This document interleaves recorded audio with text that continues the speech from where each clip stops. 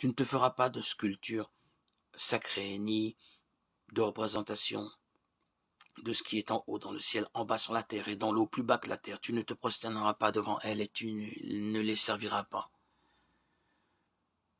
Nous devons connaître et aimer Dieu tel qu'il est vraiment. Nous ne sommes pas libres de penser n'importe quoi à son sujet. Il attend de chacun de nous que nous le cherchions consciencieusement, et si nous le faisons, il nous promet de nous révéler sa véritable identité. Dieu exige d'être notre Dieu. Exode, chapitre 20, verset 1, 17. De nos jours, beaucoup d'idées circulent sur la représentation de Dieu.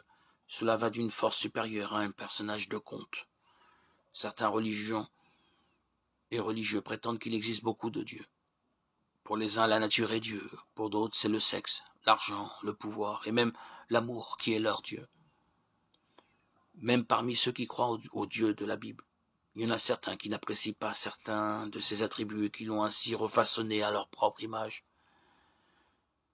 Ce deuxième commandement est d'une importance cruciale car, en fait, une personne se développe en fonction de la perception qu'elle a de Dieu. Chaque être humain ressent au plus profond de lui-même le besoin de vénérer quelque chose ou quelqu'un. Le culte n'est pas restreint à ce qui se passe à l'église, aux assemblées, à la synagogue ou à la mosquée. Cela implique d'avoir de l'admiration et d'accorder de la valeur à l'objet de son culte. Qui comprend et admire le vrai Dieu lui ressemblera de plus en plus. Et qui admire ou estime quelqu'un ou quelque chose de moindre valeur que le vrai Dieu se conformera au final lui-même à cette fausse image